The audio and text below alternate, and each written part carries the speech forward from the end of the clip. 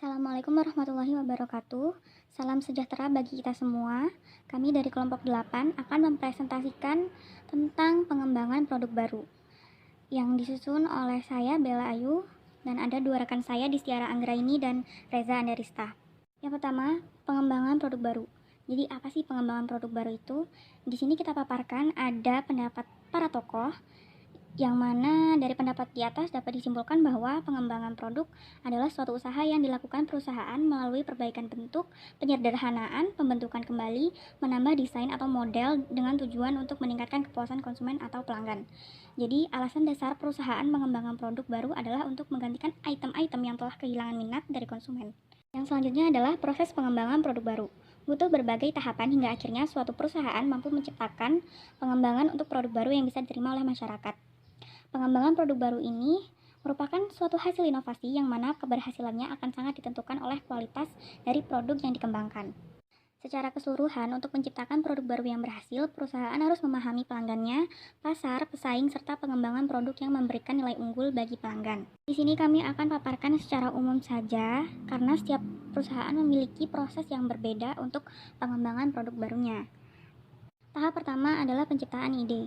Perusahaan secara sistematis mencari ide-ide baru dan berupaya menghasilkan sejumlah besar ide yang dapat digunakan untuk pengembangan lebih lanjut. Penyaringan ide. Perusahaan melakukan pemangkasan awal untuk memfilter banyak ide dan untuk menentukan mana yang paling menguntungkan dan paling mungkin dikembangkan dengan sumber daya saat ini. Analisis bisnis. Perusahaan melakukan tinjauan atas proyeksi penjualan, biaya, dan laba dari produk baru ini. Termasuk di dalamnya adalah analisis tentang persaingan yang ada atau potensial muncul di kemudian hari. Karena biasanya perusahaan itu akan membuat skenario-skenario bisnis yang terjadi, karena kita kan nggak tahu ke depannya gitu. Pengujian konsep. Perusahaan menguji konsep produk baru kepada sejumlah kecil konsumen untuk menilai daya tarik yang terkait dengan setiap konsep.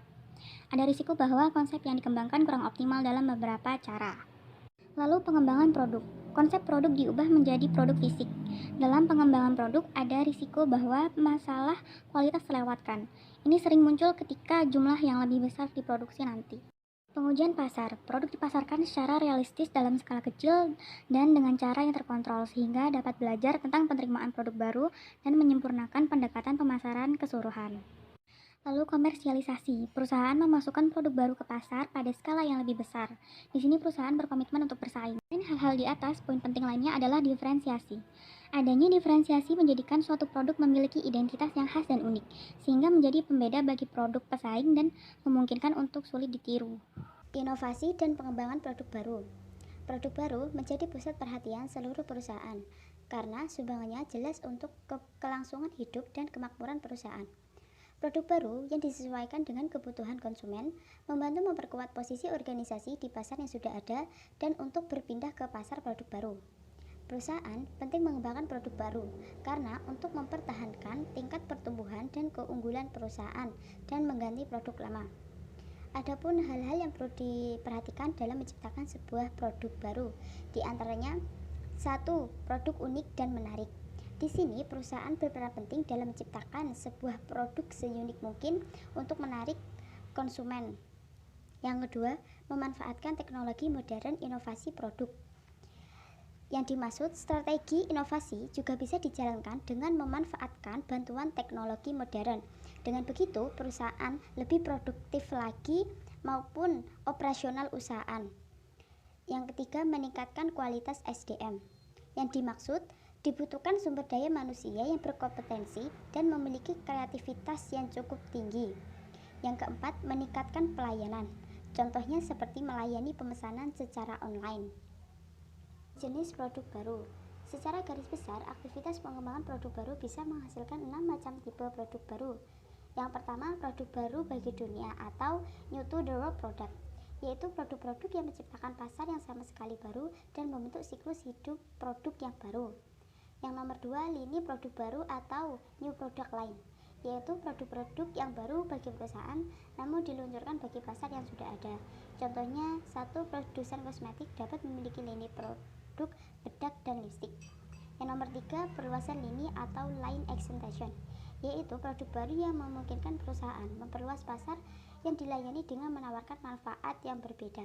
Contohnya Indomie goreng dengan Indomie goreng ayam. Nomor 4, penyempurnaan produk yang telah ada atau improvement to existing product, yaitu produk-produk yang biasanya dirancang untuk menggantikan penawaran produk yang sudah ada. Contohnya seperti merek HP yang setiap tahunnya mengeluarkan produk baru atau tipe-tipe baru.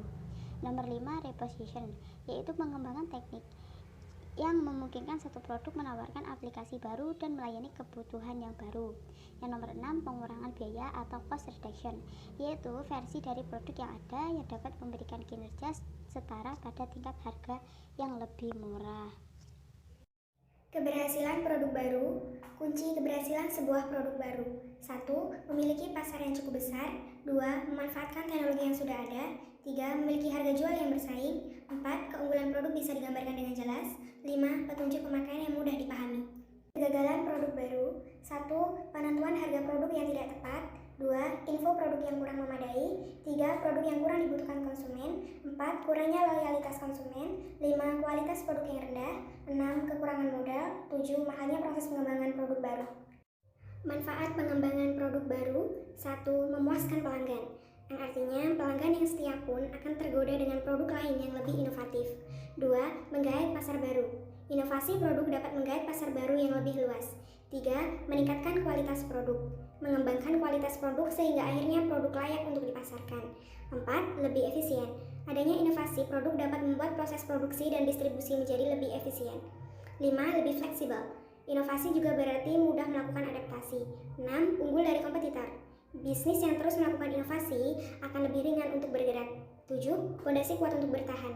Dengan terus melakukan inovasi, suatu bisnis akan memiliki pondasi yang kuat untuk bertahan.